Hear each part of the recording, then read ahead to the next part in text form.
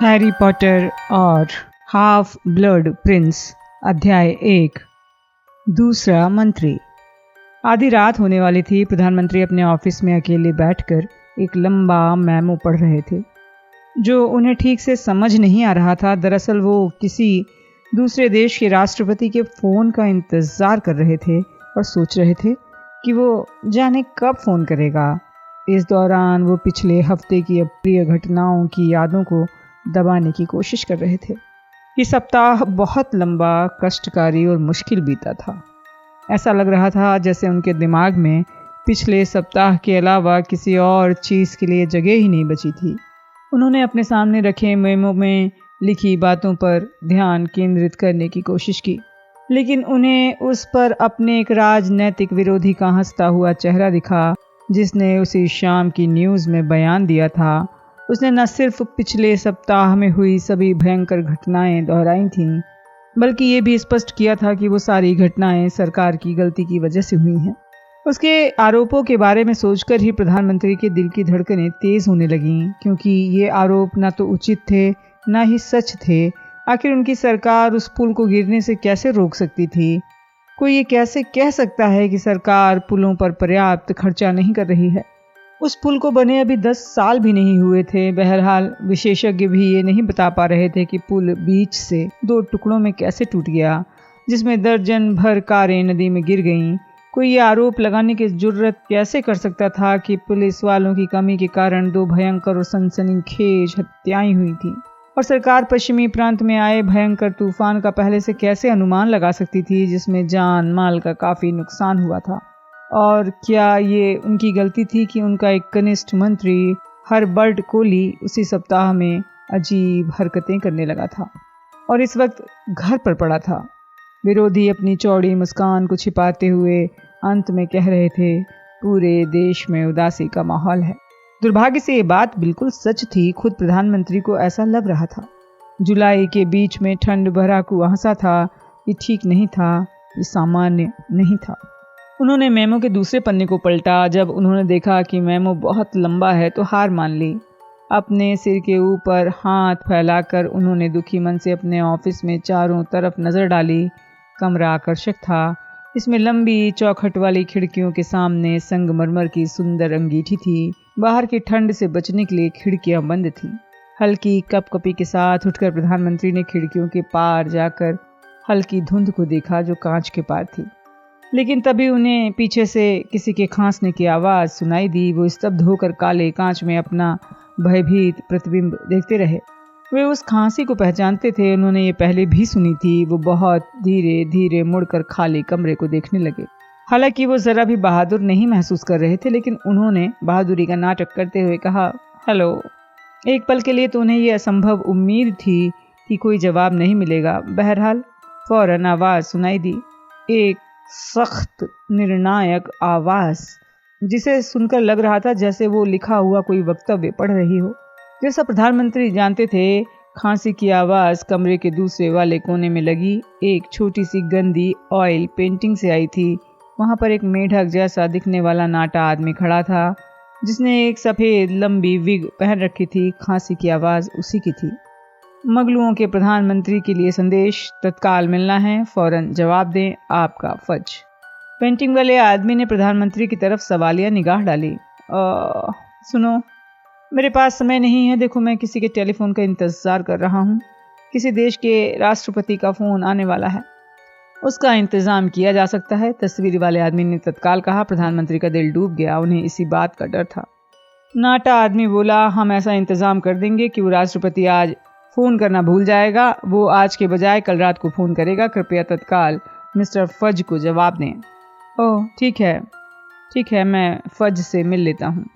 वो अपने डेस्क की तरफ तेज़ी से बढ़े और चलते चलते ही अपनी टाई सीधी की, कुर्सी पर बैठ गए। अपने चेहरे को शांत और सामान्य बनाने की कोशिश की।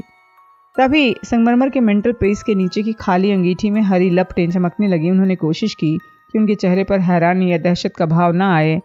जब उन्होंने लपटों के बीच में एक मोटा आदमी देखा, वो भौरे जितनी तेजी से घूम रहा था। कुछ ही पल बाद वो उनके ऑफिस में शानदार गलीचे पर उतर गया। उसने अपने लंबे धारीदार चोगे की आस्तीनों से राख साफ करने लगा। उसके हाथ में नींबू जैसे रंग का हरा हैट था। आह, प्रधानमंत्री, कॉर्नेलियस फज ने कहा और हाथ आगे बढ़ाते हुए प्रधानमंत्री की तरफ बढ़े। आपसे दोबारा मिलना अच्छा लगा। बहरहाल प्रधानमंत्री को इस मुलाकात से कोई खुशी नहीं हुई थी। वो कुछ नहीं बोले। उन्हें फज से होने वाली मुलाकातों से खुशी नहीं बल्कि दहशत होती थी। आमतौर पर इसका मतलब होता था कि कोई बुरी खबर सुनने को मिलने वाली है। इसके अलावा इस वक्त फज के चेहरे से साफ जाहिर था वो खासे चिंतित थे। वो पहले से ज़्यादा दुबले, गंजे और बूढ़े दिख रहे थे। उनका चेहरा थोड़ा सफ़ेद था और उस पर उदासी का भाव था। प्रधानमंत्री राजनेताओं में इस तरह का भाव पहले कई बार देख चुके थे और जानते थे ये अच्छा संकेत नहीं है। फज से पल भर के लिए हाथ मिलाने के बाद उन्होंने पूछा, आपकी क्या मदद कर सकता हूँ? फज ने बुदबुदा कर कहा, समझ नहीं आता कहाँ से शुरू करूँ। फिर वो कुर्सी खींचकर बैठ गए, अपने हरे हैट को घुटनों पर रख लिया। बहुत बुरा सप्ताह था, बहुत बुरा। प्रधानमंत्री ने सख्त लहजे में पूछा, आपका सप्ताह भी बुरा गुजरा है क्या? इस बात से उन्होंने ये जताने की कोशिश की उनके पास पहले से ही काफ़ी चिंताएं हैं। फज को अपनी परेशानी बताकर उनकी चिंताएं नहीं बढ़ानी चाहिए। हाँ, जाहिर है, फज ने कहा और थकान से भरी आंखें मलते हुए उदासी से प्रधानमंत्री की तरफ देखा। मेरा सप्ताह भी आपके सप्ताह जैसा ही था। ब्रॉक डेल पुल, बोन्स और वेंस की हत्याएं, इसके अलावा पश्चिमी प्रांत की तबाही। आपका मेरा मतलब है, इन घटनाओं में आपके लोग शामिल थे?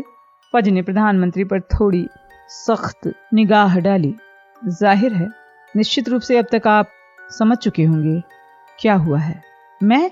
प्रधानमंत्री झिझके। इस तरह के व्यवहार के कारण उन्हें फज से मिलना पसंद नहीं था। आखिरकार वो प्रधानमंत्री थे और उन्हें ये अच्छा नहीं लगता था कि कोई उनके साथ किसी नासमझ स्कूली लड़के जैसा व्यवहार करे।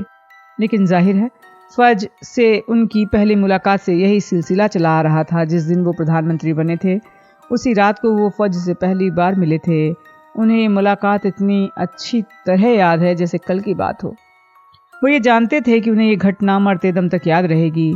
उस दिन भी वो इसी ऑफिस में अकेले खड़े थे, उस विजय का स्वाद ले रहे थे। तभी उन्हें आज रात की तरह ही अपने पीछे किसी के खांसने की आवाज़ आई। तस्वीर वाले बदसूरत नाटे आदमी ने बताया, जादू मंत्री उनसे परिचय करना चाहते हैं। जाहिर है, उन्होंने सोचा कि लंबे चुनावी अभियान और तनाव के कारण उनका दिमाग घूम गया है। वो दहशत में आ गए कि तस्वीर बात कर रही है। बहरहाल, उन्हें इससे भी ज़्यादा दहशत तब हुई जब खुद को जादूगर कहने वाला एक आदमी अंगीठी से उछलता हुआ निकला और उनसे हाथ मिलाने लगा। वो अवाक होकर सुनते रहे जब फज ने उन्हें समझाया कि दुनिया भर में जादूगर और जादूगरनियां छिप कर रह रहे हैं। उन्होंने प्रधानमंत्री को आश्वस्त किया, इस बारे में परेशान होने की ज़रूरत नहीं है क्योंकि जादू मंत्रालय पूरे जादूगर समुदाय की जिम्मेदारी लेता है और गैर जादूगर समुदाय को इसका पता नहीं लगने देता। फज ने कहा कि ये काम मुश्किल था क्योंकि इसमें झाड़ुओं की जिम्मेदारी भरे प्रयोग संबंधी नियम बनाने से लेकर ड्रैगनों को काबू में रखने तक हर चीज शामिल थी। प्रधानमंत्री को याद था, ड्रैगनों का नाम सुनकर उन्होंने सहारे के लिए अपनी डेस्क पकड़ ली थी। फज ने पिता जैसे अंदाज में अवाक प्रधानमंत्री का कंधा थपथपाया। उन्होंने कहा, चिंता न करें, हो सकता है आप मुझे दोबारा ना देखें। मैं आपको तभी दिक्कत दूंगा जब हमारी तरफ कोई सचमुच गंभीर घटना होगी, कोई ऐसी चीज जिससे मगलू यानी गैर जादूगर लोग प्रभावित हो सकते होंगे। वरना हम जियो और जीने दो के सिद्धांत पर चलते हैं। वैसे मैं ये कहना चाहूँगा कि आप इस खबर को पहले वाले प्रधानमंत्री से ज़्यादा अच्छी तरह से ले रहे हैं। उन्होंने मुझे खिड़की से बाहर फेंकने की कोशिश की थी। उन्हें लगा था कि मैं विरोधी दल के छलावे के तौर पर यहाँ आया हूँ। आखिरकार प्रधानमंत्री की आवाज़ निकली, आप सचमुच छलावा नहीं है? ये उनकी आखिरी हताशा भरी उम्मीद थी। नहीं, फज ने धीरे से कहा, नहीं, मैं बिल्कुल छलावा नहीं हूँ। देखिए, उन्होंने प्रधानमंत्री के चाय के कप को चूहे में बदल दिया जो प्रधानमंत्री का मुंह कुतरने की कोशिश करने लगा। प्रधानमंत्री तेज सांसें लेते हुए बोले, लेकिन मुझे किसी ने बताया क्यों नहीं? फज ने अपनी छड़ी जैकेट में रखते हुए कहा, जादू मंत्री सिर्फ वर्तमान मगलू प्रधानमंत्री के सामने प्रकट होता है। हमें लगता था कि ये इस बात को गोपनीय रखने का अच्छा तरीका है। प्रधानमंत्री ने पूछा, अगर ऐसा है तो पहले वाले प्रधानमंत्री ने मुझे चेतावनी क्यों नहीं दी? इस बात पर फज हंस दिए। मेरे प्रिय प्रधानमंत्री, क्या आप कभी किसी को ये बात बताएंगे? हंसते हंसते फज ने अंगीठी में थोड़ा सा पाउडर फेंका, हरी दहकती लपटों में कदम रखा, झुमकी की आवाज के साथ गायब हो गए। प्रधानमंत्री किसी मूर्ति की तरह स्तब्ध खड़े रहे। वो जानते थे कि मरते दम तक किसी को भी इस मुलाकात के बारे में बताने की हिम्मत नहीं कर सकते, क्योंकि उनकी बात पर भला कौन यकीन करेगा। इस सदमे से उबरने में उन्हें वक्त लगा। कुछ समय तक तो उन्होंने खुद को यकीन दिलाने की कोशिश की कि फज से हुई मुलाकात उनका वहम थी। शायद लंबे चुनावी अभियान के दौरान नींद की कमी के कारण ऐसा हुआ होगा। इस अप्रिय मुलाकात को भुलाने की असफल कोशिश में उन्होंने चूहा अपनी भतीजी को दे दिया था, जो इस बात पर बड़ी खुश हुई थी। फिर उन्होंने अपने प्राइवेट सेक्रेटरी को आदेश दिया वो उस बदसूरत नाटे आदमी की तस्वीर हटा दे जिसने फज के आने की घोषणा की थी। बहरहाल तस्वीर टस से मस नहीं हुई, जिससे प्रधानमंत्री को काफ़ी निराशा हुई। जब कई कारपेंटर, एक भवन निर्माता और एक कला इतिहासकार और वित्तीय मामलों के सलाहकार इसे दीवार से नहीं हटा पाए तो प्रधानमंत्री ने ये कोशिश छोड़ दी। बस उन्हें यही उम्मीद थी कि उनके बचे हुए कार्यकाल में ये तस्वीर स्थिर और खामोश रहेगी। कभी कभार कनखियों से देख लेते थे तस्वीर वाला आदमी जम्हाई ले रहा था या अपनी नाक खुजा रहा है। एक दो बार वो तस्वीर से गायब हो गया और पीछे कीचड़ के रंग जैसा भूरा खाली कैनवास छोड़ गया। बहरहाल कुछ ही समय में प्रधानमंत्री ने खुद को प्रशिक्षित कर लिया था वो तस्वीर की तरफ बहुत ज़्यादा ना देखें। जब भी तस्वीर संबंधी कोई विचित्र घटना दिखती तो वो हमेशा दृढ़ता से सोचते उन्हें दृष्टि भ्रम हो रहा है। फिर 3 साल पहले जब आज की तरह ही प्रधानमंत्री अपने ऑफिस में अकेले थे तो तस्वीर ने एक बार फिर फज के आगमन की घोषणा की थी। फज अंगीठी से तेजी से बाहर निकले। वो बुरी तरह भीगे थे और भयंकर दहशत में थे। इससे पहले कि प्रधानमंत्री ये पूछ सकें कि गलीचे पर पानी क्यों गिरा रहे हैं, फज ने ऐसी जेल के बारे में बताया जिसका नाम प्रधानमंत्री ने कभी नहीं सुना था। उन्होंने सीरियस ब्लैक नाम के आदमी का जिक्र किया, हॉगवर्ट्स जैसी किसी जगह का जिक्र किया था और हैरी पॉटर नाम के लड़के के बारे में कुछ कहा था, मगर प्रधानमंत्री को कुछ समझ नहीं आया। मैं अभी अभी अस्कबान से आया हूँ, फज ने हाँफते हुए और अपने हैट की किनारे के बहुत सारे पानी को अपनी जेब में डालते हुए कहा। ये जेल उत्तरी समुद्र के बीच में है, बुरी जगह है। दम पिशाच बौखला गए हैं। फज कांपने लगे। आज तक वहाँ से कोई फरार नहीं हुआ था प्रधानमंत्री, मुझे आपके पास आना पड़ा, मेरी मजबूरी थी। ब्लैक पहले भी मगलुओं की हत्या कर चुका है और हो सकता है वो तुम जानते हो कौन के साथ जुड़ने की योजना बना रहा हो, लेकिन जाहिर है आप तो तुम जानते हो कौन के बारे में कुछ नहीं जानते होंगे। उन्होंने एक पल के लिए प्रधानमंत्री को निराशा से घूरा और कहा, अच्छा आप बैठ जाइए। अच्छा रहेगा मैं पहले आपको पृष्ठभूमि बता दूं, विस्की पी लीजिए। प्रधानमंत्री को बुरा लगा, उनसे उन्हीं के ऑफिस में बैठने और उन्हीं की विस्की पीने को कहा जा रहा है। बहरहाल वो बैठ गए। फज ने अपनी छड़ी बाहर निकाली, हवा में से शराब के 2 बड़े गिलास उत्पन्न किए। उन्होंने एक गिलास प्रधानमंत्री को दे दिया और कुर्सी खींचकर बैठ गए। फज 1 घंटे से ज़्यादा समय तक बोलते रहे। इस दौरान उन्होंने एक जादूगर का नाम लेने से इनकार कर दिया। इसके बजाय उसे चर्म पत्र पर लिखकर प्रधानमंत्री के हाथ में दे दिया जिसमें विस्की का गिलास नहीं था।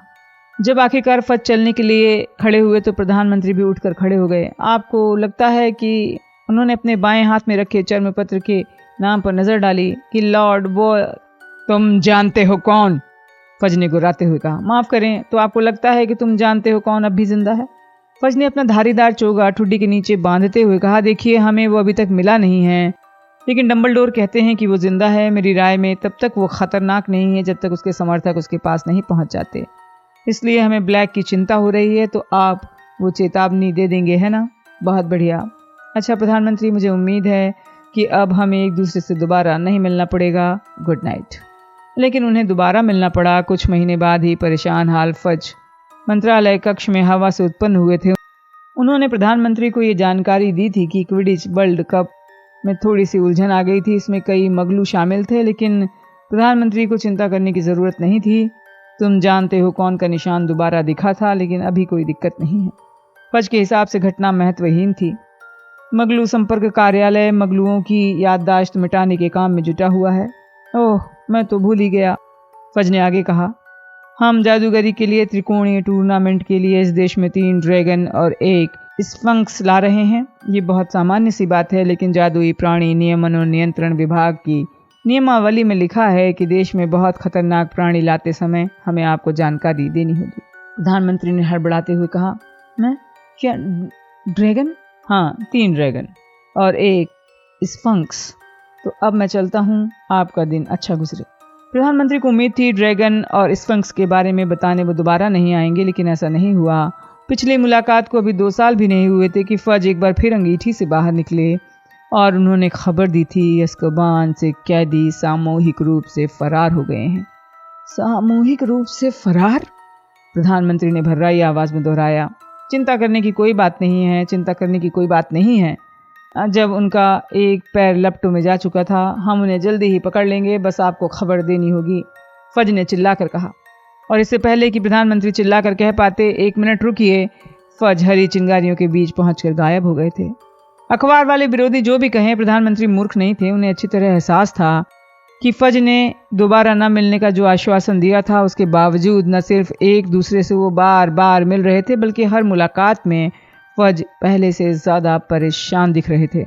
हालांकि प्रधानमंत्री जादू मंत्री के बारे में सोचना पसंद नहीं करते थे। उन्हें ये डर रहता था कि फज अगली बार कोई ज़्यादा गंभीर खबर लाएंगे, लेकिन चिंतित और परेशान फज को एक बार फिर अंगीठी से निकलते देखकर उन्हें लगा कि ये इस उदासी भरे सप्ताह की सबसे बुरी घटना है।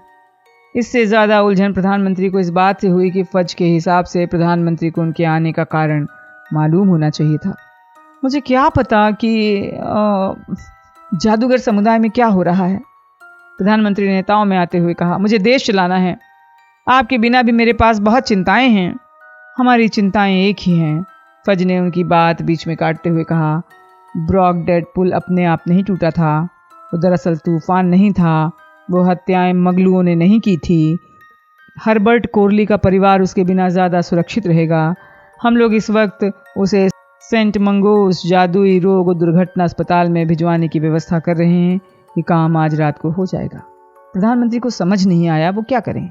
अब क्या? मुझे कुछ समझ में क्या? फज ने गहरी सांस लेते हुए कहा। प्रधानमंत्री, मुझे आपको ये बताते हुए बेहद अफसोस हो रहा है कि वो लौट आया है। तुम जानते हो कौन लौट आया है? लौट आया है? आपका मतलब है कि वो जिंदा है? प्रधानमंत्री ने 3 साल पहले की उस भयंकर बातचीत को याद करने की कोशिश की, जब फज ने उन्हें बताया था कि तुम जानते हो कौन नाम के जादूगर ने हजारों गंभीर अपराध किए थे। उससे सभी डरते थे और वो 15 साल पहले रहस्यमय रूप से गायब हो गया था। हाँ, जिंदा है। मुझे लगता है कि अगर कोई मर न सके तो उसे जिंदा ही कहना होगा, है ना? मैं दरअसल इसे ठीक से नहीं समझ पाया हूँ और डंबलडोर सही तरीके से समझाने को तैयार नहीं है। लेकिन चाहे जो हो, उसके पास एक शरीर है, वो चल रहा है, बातचीत कर रहा है, हत्याएं कर रहा है। इसीलिए हमारी बातचीत के संदर्भ में उसे जिंदा मानना होगा। प्रधानमंत्री को समझ नहीं आया वो क्या कहें। बहरहाल वो अपने सामने आने वाले किसी भी विषय पर जानकार दिखने के आदी थे, इसलिए उन्हें फज की पुरानी बातें याद आने लगी। क्या सीरियस ब्लैक भी तुम जानते हो कौन के साथ है? ब्लैक? फज ने विचलित होते हुए कहा और हैट को अपनी उंगलियों में तेजी से घुमाया। आपका मतलब है सीरियस ब्लैक? बिल्कुल नहीं, ब्लैक मर चुका है। बाद में हमें पता चला कि हमें ब्लैक के बारे में गलत फहमी हो गई थी। वो बेगुनाह निकला और वो तुम जानते हो कौन के दल में भी नहीं था। उन्होंने रक्षात्मक ढंग से आगे कहा और अपने हैट को पहले से ज़्यादा तेजी से घुमाने लगे। हालांकि सारे सबूत उसी की तरफ इशारा कर रहे थे। हमारे पास 50 चश्मदीद गवाह थे। खैर, चाहे जो हो, जैसा मैंने कहा वो मर चुका है। सच तो ये है कि उसकी हत्या हुई थी जादू मंत्रालय में। दरअसल इसकी जांच होने वाली है। प्रधानमंत्री को हैरानी हुई। ये सुनकर उनके मन में फज के प्रति करुणा का भाव आ गया। बहरहाल फौरन ही उन्हें इस बात पर घमंड होने लगा कि वो हालांकि अंगीठियों से प्रकट नहीं हो सकते, लेकिन उनके कार्यकाल में किसी सरकारी कार्यालय में हत्या नहीं हुई थी, कम से कम अब तक तो नहीं। ये सोचते हुए प्रधानमंत्री ने अंधविश्वास के चलते धीरे से अपनी लकड़ी के डेस्क को छुआ। फज ने आगे कहा, ब्लैक मर चुका है। प्रधानमंत्री, मुद्दे की बात यह है कि युद्ध शुरू हो गया है, कदम उठाने पड़ेंगे। युद्ध? प्रधानमंत्री ने घबराहट में दोहराया। निश्चित रूप से ये कहना थोड़ी अतिशयोक्ति होगी। फज जल्दी जल्दी बोलने लगे। तुम जानते हो कौन के साथ अब उसके समर्थक आ गए हैं, जो जनवरी में अज़्काबान से फरार हुए थे। अब वे अपनी हैट इतनी तेजी से घुमा रहे थे कि ये नींबू के हरे झोंके की तरह दिख रहा था। जब से वो लोग खुलकर सामने आए हैं तब से कहर बरपा रहे हैं। ब्रॉकडेल पुल उन्हीं का काम था। प्रधानमंत्री, उसने मुझे धमकी दी थी कि अगर मैं उसके लिए पद नहीं छोड़ूंगा तो वो मगलुओं की सामूहिक हत्या करेगा। प्रधानमंत्री ने आवेश में कहा, हे भगवान, तो ये आपकी गलती थी जिसकी वजह से लोगों की मौत हुई है, जबकि जंग लगे सामान और घिसे पीटे खंभों जैसे आरोप का जवाब मुझे देना पड़ रहा है। मेरी गलती? फज ने आवेश में कहा। आप ये कह रहे हैं कि आप ऐसे ब्लैकमेल के सामने झुक जाते? शायद नहीं। प्रधानमंत्री ने खड़े होते हुए कमरे में टहलते हुए कहा, लेकिन ब्लैकमेलर ऐसी तबाही मचा पाता, इससे पहले मैं उसे पकड़ने के लिए जमीन आसमान एक कर देता। फज ने तैश में आते हुए कहा, आपको क्या लगता है मैंने पूरी कोशिश नहीं की? मंत्रालय का हर ऑर्डर उसे और उसके समर्थकों को पकड़ने की कोशिश कर रहा है, लेकिन हम दुनिया के सबसे ताकतवर जादूगर की बात कर रहे हैं जो 3 दशक से पकड़ में नहीं आया है। मुझे लगता है शायद आप मुझसे ये कहने वाले हैं कि पश्चिमी प्रांत में तूफान भी उसी ने उत्पन्न किया था। प्रधानमंत्री ने कहा। उनका गुस्सा हर कदम के साथ बढ़ रहा था। उन्हें इस बात पर गुस्सा आ रहा था कि उन्हें इन भयंकर तबाहियों का कारण तो पता चल गया था, लेकिन वो इस बात को जनता को नहीं बता सकते थे। ये तो सरकार की गलती होने से भी ज्यादा बुरा था। वो तूफान था ही नहीं, फज ने दुखी होकर कहा। माफ कीजिए, पेड़ उखड़ गए, छतें टूट गई, लैंप पोस्ट झुक गए, भयंकर चोटें, प्रधानमंत्री ने उछलते और चीखते हुए कहा। फज ने कहा, ये प्राण भक्षियों यानी तुम जानते हो कौन के समर्थकों का काम था, और हमें ये संदेह है कि इसमें दानवों का हाथ हो सकता है। प्रधानमंत्री चहलकदमी करते अचानक रुक गए, जैसे किसी अदृश्य दीवार से टकरा गए हों। किसका हाथ?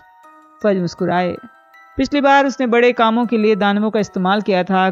कुप्रचार निवारण कार्यालय 24 घंटे काम कर रहा है। हमारी विस्मृति अधिकारी उस घटना को देखने वाले सभी मगलुओं की याददाश्त मिटाने में जुटे हैं। जादुई प्राणी नियमन और नियंत्रण विभाग के ज्यादातर कर्मचारी सामरसेट के आसपास दौड़ धूप कर रहे हैं, लेकिन अब तक हमें एक भी दानव नहीं मिला है।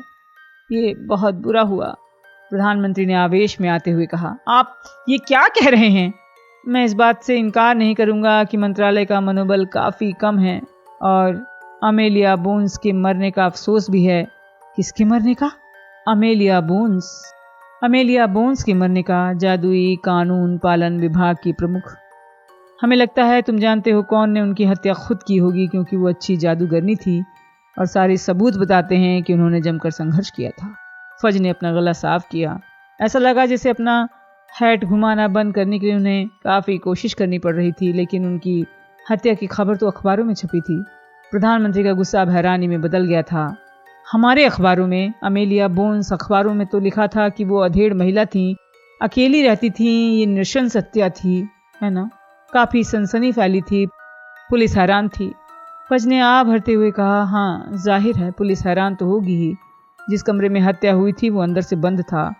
हालांकि हम जानते हैं ये हत्या किसने की है, लेकिन हम हत्यारे को नहीं पकड़ पा रहे हैं। इसके अलावा एमिलिन वेंस भी थी, लेकिन शायद आपने उसके बारे में नहीं सुना है। ओह हाँ, मैंने सुना है। सच तो ये है कि वो वारदात यहीं पास में हुई थी। अखबार वालों ने इसे जमकर उछाला था। प्रधानमंत्री के पड़ोस में कानून व्यवस्था से खिलवाड़। फज ने प्रधानमंत्री की बात को अनसुना करते हुए कहा, जैसे इतना ही सब काफ़ी नहीं था। हमें पता चला है कि अब तो दम पिशाच भी चारों तरफ घूम रहे हैं, लोगों पर हमला कर रहे हैं। पहले शायद ये वाक्य प्रधानमंत्री को समझ नहीं आता, लेकिन अब वो समझदार हो चुके थे। उन्होंने सावधानी से कहा, मुझे लगता था कि दम पिशाच अज़्काबान के कैदियों की पहरेदारी करते थे, लेकिन अब नहीं करते। उन्होंने जेल की पहरेदारी छोड़ दी है और जाकर तुम जानते हो कौन के दल में शामिल हो गए हैं। मैं इस बात से इनकार नहीं करूंगा, ये बहुत बड़ा झटका था।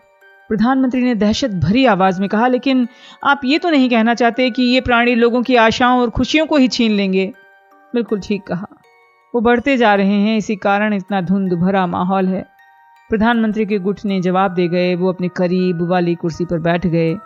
उन्हें सोच सोच का चक्कर आ रहा था कि अदृश्य प्राणी शहरों और देहातों में उड़ रहे हैं और उनके मतदाताओं में निराशा फैला रहे हैं।